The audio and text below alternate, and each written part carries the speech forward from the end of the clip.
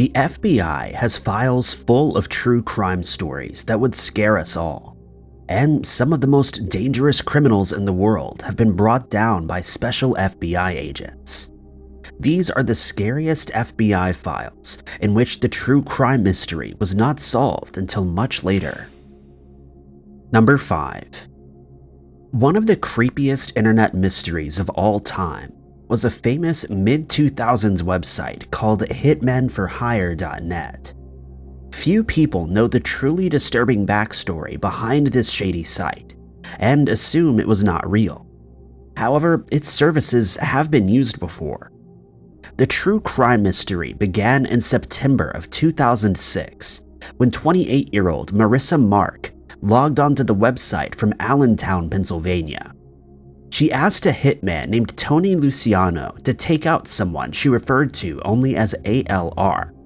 What happened next is scary but true. The criminal asked for a down payment of $37,000, which Marissa attempted to make using 3 credit card numbers stolen from her job as a debt collector. Though PayPal denied the transaction, the criminal was convinced enough to proceed. As advertised on the website, Tony Luciano paid a visit to the target ALR at her office job. Instead of ending her life, he handed her documents containing all of the evidence and outlined the plan made against her. In an unusual display of dark and disturbing remorse, the hitman explained that he was having trouble going through with his contract because the target reminded him so much of his daughter. Therefore, as an act of mercy, if she could pay him $18,000 within 3 days, he would cancel the hit and consider everything solved. Terrified and with only 72 hours to respond, the woman contacted law enforcement agents and an FBI investigation was launched. The FBI's files grew full of evidence as they uncovered the true story behind hitmenforhire.net, solving what has to be one of the creepiest internet mysteries ever known. Most people at the time thought that hitmenforhire.net had to either be a joke or else an FBI honeypot, but neither explanation was the true case. The creepy website was in fact run by a real person. Assam Ahmed Aid, a poker dealer from Las Vegas, was the man going by the criminal alias Tony Luciano. To get this mystery solved as quickly as possible, the FBI wanted to record a phone conversation to use as evidence during the trial. But after the 3-day deadline came and went, they realized the criminal had mysteriously disappeared. The FBI wasn't going to let this strange case go unsolved. By working with other agencies and searching criminal database files abroad, agents tracked Assam to Ireland, where recent arrest records showed that he'd been taken in for burglary and extortion charges. This vague explanation didn't satisfy the agency's curiosity. FBI agents decided to dig further into the case to find the true story behind the crime. History was apparently repeating itself in a dark way in Ireland. Assam had been hired by a woman named Sharon Collins to take out her partner and his 2 sons so she could be the next in line to gain a family inheritance. The more detectives investigated, the more dark and disturbing the details of this mystery became. A deep search of his internet history revealed to the FBI how Assam had looked up a guide to making homemade silencers. He'd placed an online order for cyanide that did not go through. He was apprehended and brought to justice before any of these potential plans were carried out. For his crimes in Ireland, Assam was sentenced to 6 years. Upon his release, he was brought back to the US to serve an additional 2 years and 9 months on charges of criminal extortion. Marissa Mark, being the one who had started all of this by going online, was sentenced to 6 years and $2,300 in fines. Number 4. In May of 2017, an aspiring actress in Oklahoma responded to a Craigslist ad for a 10-day paid gig overseas. She wanted to become famous, but such would not be the case in this scary but true crime story. At the bottom of the Craigslist ad was a disclaimer that read, quote, You must not disclose any information related to this plot to anyone under any circumstances. She thought it was a bit unusual, and by the time this mystery was solved by the FBI, the actress would know exactly why. At their audition, the woman who posted the Craigslist ad said she was actually a secret agent working for the Israeli government, and this was not an audition for a movie, but a top-secret mission. The special agent needed help eliminating a target who was a threat to national security. They needed to act together fast. Instead of an audition, they went over a PowerPoint presentation on what to wear, flight instructions to Israel, hotel arrangements, and special instructions on how to further communicate while abroad. On the table next was a package said to be a highly toxic substance called ricin.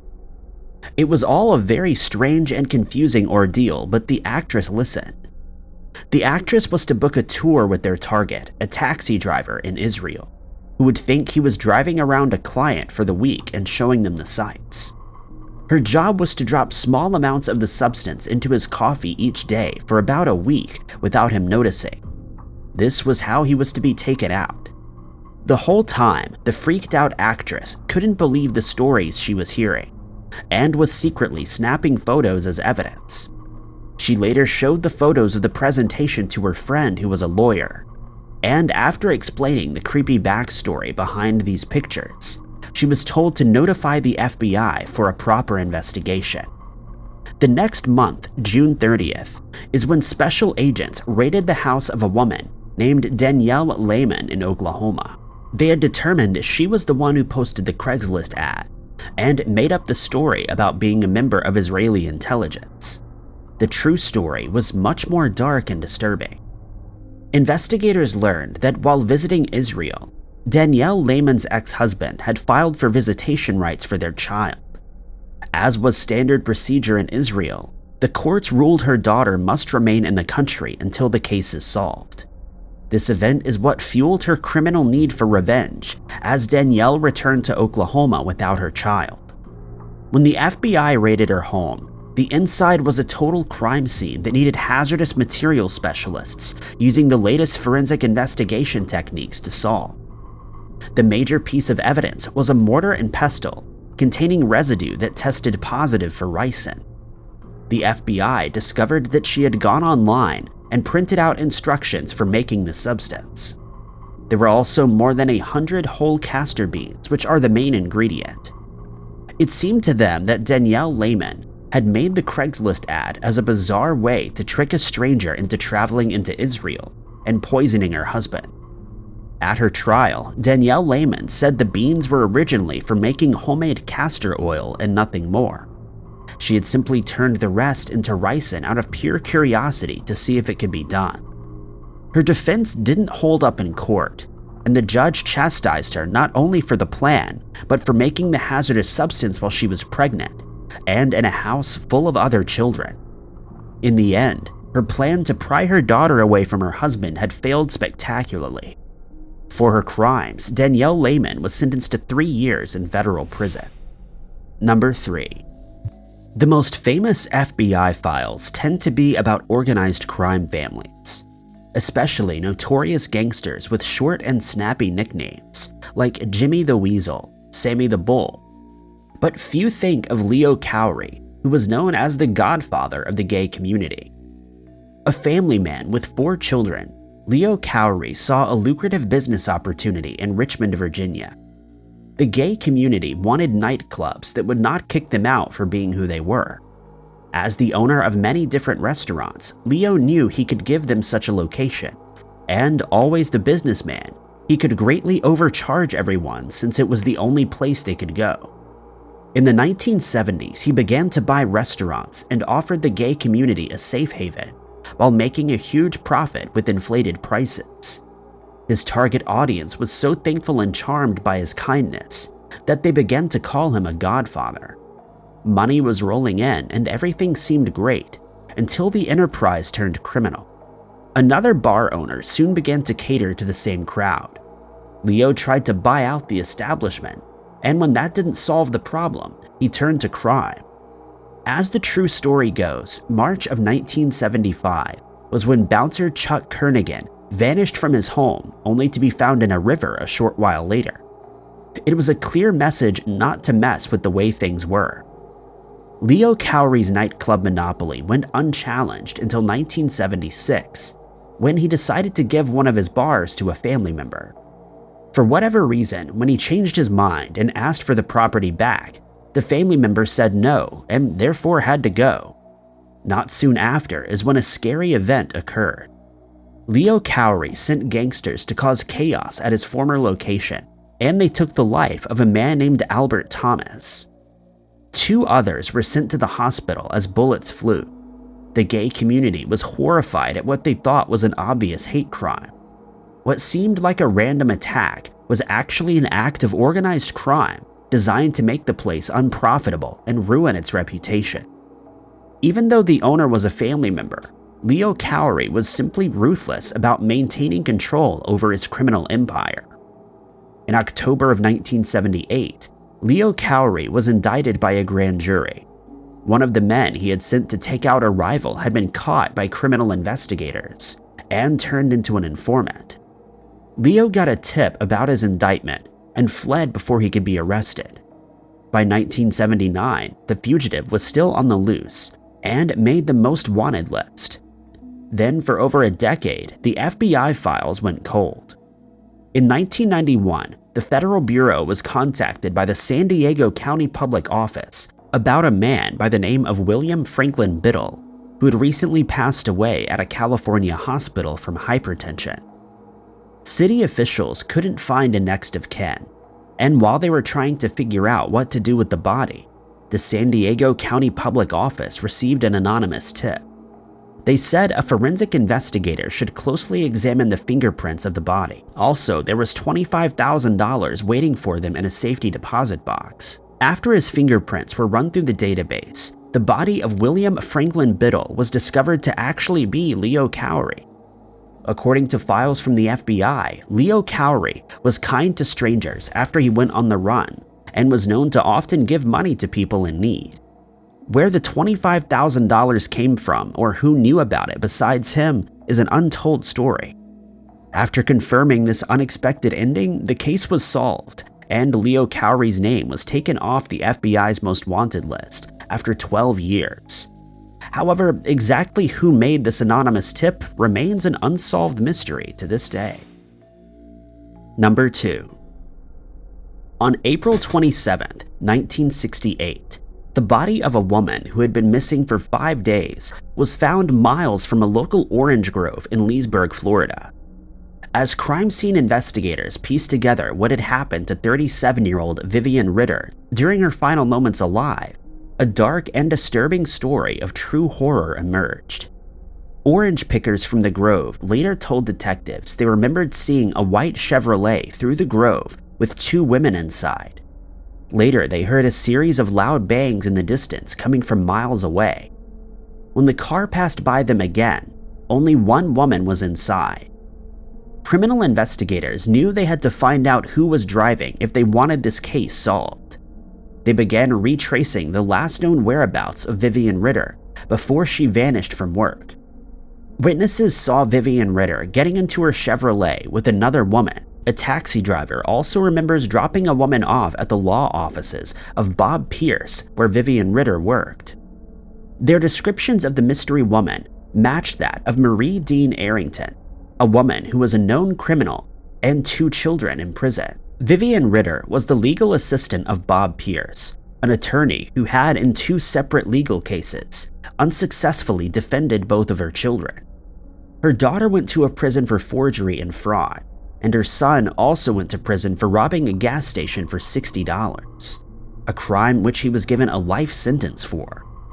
Marie herself was in the middle of appealing a court case after taking the life of her husband, Lester, which she claimed was an act of self-defense. While being questioned about what happened to Vivian Ritter, Marie Dean Arrington admitted that she had taken a taxi to a legal office in Leesburg, Florida, looking for revenge on Bob Pierce. When he wasn't there, Marie left with his legal assistant. However, along with this confession, Marie claimed to have a valid defense.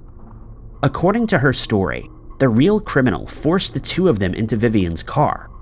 This person took Vivian's life and let Marie go, but not without leaving a letter behind. She took investigators to a handwritten note that she kept under a bathtub of her residence. The letter, which she claimed was written by the person who took Vivian's life, said that Marie had to make sure that 3 prisoners were released. Otherwise, she would be the next to go. Investigators found this explanation to be largely unbelievable because it didn't match the story told by witnesses of 2 people getting into the car. Detectives looked into her past and found other strange stories of lying to authorities. Years prior, as a 23-year-old hotel worker in 1956, Marie had once stolen money and then tied herself up before the police came. When they found crushed cigarette butts strewn about the chair she was in, they asked how she managed to have a smoke if she was tied up. She then confessed that the crime was her doing. This was a long time ago, and her crimes had escalated considerably since then. Now in prison with the electric chair looming in her future, Marie Dean Arrington made a daring prison escape. On March 1st, 1969, she cut through a wire screen and escaped the Florida Correctional Institute, wearing only a pair of pajamas. This is when her files were given over to the FBI, who was tasked with finding an escaped murderer. As a fugitive on the loose, Marie Dean Arrington had become the second woman in history to ever make the FBI's most wanted list. It would not be until 2 years later that the FBI would find her working as a waitress in New Orleans in 1971. She was taken back to prison and sentenced to an additional 10 years for her escape. While serving time and awaiting her final sentence for the murder trial, capital punishment was overturned by the Supreme Court in 1972 as unconstitutional. She instead spent the rest of her life behind bars and passed away at the age of 80, living from 1933 to 2014. Number 1. The true crime story of Adolf Coors III is a dark and disturbing tale of a kidnapping gone wrong. For months in 1960, the affluent Coors family had no idea what had happened to Adolf until one of the biggest manhunts in FBI history came to an unexpected conclusion. On February 9, 1960, Adolf Coors III drove 12 miles from his house towards the family ranch in Golden, Colorado. Though he was the heir to the famous Coors Brewing Company and worth a fortune, the 45-year-old was not above farmhand work and was often found on the farm, shovel in hand, or else riding a tractor. Somewhere along the way to his ranch, he would become one of the more famous missing person cases of his generation. As the story goes, a milkman found Adolf's luxury vehicle empty and blocking a bridge, radio on and engine running. A quick investigation revealed that this was a crime scene. The wooden bridge was soaked red, 2 of Adolf's hats were found under the bridge, and one of his lenses had somehow popped out of the frame and landed in the muddy banks below. The next day, his wife, Mary Coors, received a mysterious ransom letter explaining that the missing person had been kidnapped. Unless they gave $500,000 in cash fast, their missing loved one would not be found alive. The mysterious letter also had a very specific set of instructions about what to do next. After gathering $500,000, the Coors were told to list a John Deere tractor for sale in the Denver Post as a signal. The criminal would contact them for the money and release Adolf III within 48 hours. The Coors family had every intention of doing as they were told. When they listed the ad, further instructions never came. Special agents from the FBI division in Denver were dispatched to get this mystery solved. Using the latest forensic science techniques of their time, agents intensely studied the letter and made some astute observations. They determined the ransom letter was made with a high-quality typewriter that used a type of font only made by a Swiss manufacturer. Also, all of the letters were perfectly even except for the letter S, which was slightly lower, another clue. Finally, there was also a special watermark on the paper. Any letter without the watermark was probably a hoax. The forensic investigation concluded that the criminal had an expensive portable Royalite typewriter that sold for about $50 or $450 in today's money. After tracking down all of the stores that sold this model of typewriter, they found a clerk who remembered selling one to a man with cash in October of 1959, roughly 4 months before the unsolved kidnapping case. As the crime case became more famous, additional letters were sent to the Coors family and examined by the FBI, who determined them all to be hoaxes using the information at hand. As all of this evidence was added to their files, FBI agents were also busy tracking down other case leads as well. Nobody had seen what had happened on the day of Adolf's disappearance, but multiple witnesses remembered seeing a very out-of-place Mercury sedan driving through the area on several different occasions. One of the witnesses even gave a partial plate number of the bright yellow car, and that was really what helped investigators solve the mystery. The FBI developed a main suspect, Walter Osborne, who owned a Mercury sedan with the same digits provided by the witnesses. The FBI went to his apartment, ready to raid if met with resistance, but found only his maids there. He had mysteriously disappeared around the same time as Adolf Coors III. Shortly before he went missing, neighbors remember hearing his typewriter loudly clacking away. The maids told the FBI that they suspected Walter Osborne was armed because his weapons were also missing.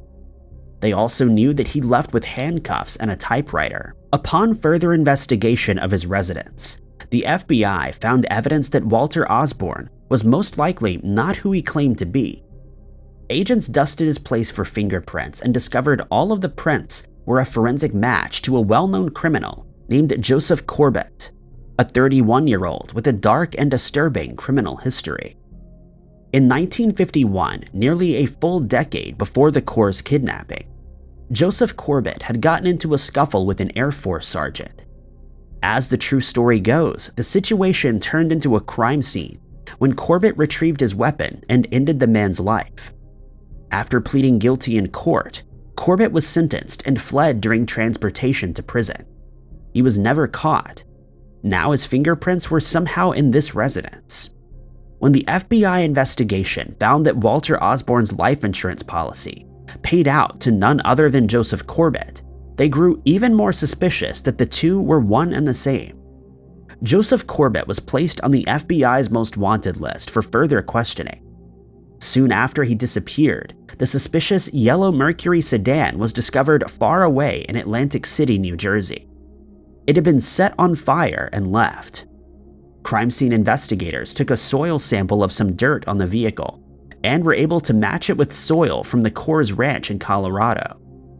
Inside of the burnt-out car, crime scene investigators found the typewriter, a half-melted portable Royalite model. This was definitely the same car that had been reported by witnesses. Despite all of this evidence, the case went cold for a number of months until human remains were found in the Rocky Mountains by hikers at Pikes Peak. FBI investigators determined this was Adolf Coors III based on dental records and finding his engraved initials on a keyring. A missing jacket with 2 bullet holes in the back showed that he'd been taken out from behind while running away. The discovery of his missing remains only made this true crime story even more famous. As the FBI's most wanted picture circulated around the world, a Canadian man in Winnipeg recognized the photo as somebody they once lived with and contacted the FBI.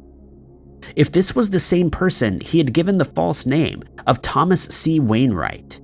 He was, however, driving a bright red Pontiac that was easily identifiable. As their investigative efforts shifted to Canada, law enforcement agents received a report from a manager in Winnipeg who said the most wanted fugitive had recently stayed at their motel. Each time investigators went to follow up on the lead, he had already gotten away. On October 29, 1960, the red vehicle was randomly spotted at a different motel in Vancouver by police, and Corbett was taken back to the States for trial. Joseph Corbett pleaded not guilty and was sentenced to life in prison for kidnapping and for taking the life of Coors III. He did not receive capital punishment because Colorado state law requires either an eyewitness or a criminal confession. 19 years later, he was released on parole in 1979. However, that same year, he left the state boundaries and violated his parole order. In 1980, Joseph Corbett was released into society again. He took his own life in 2009 as a free man, but apparently not free from the dark and disturbing history of his criminal past. Thank you guys so much for watching. If you liked this video, be sure to hit that like button. Also, don't forget to subscribe and click that notification bell to keep up to date with all of our future uploads. But my name is Ty Knotts, and I'll catch you guys in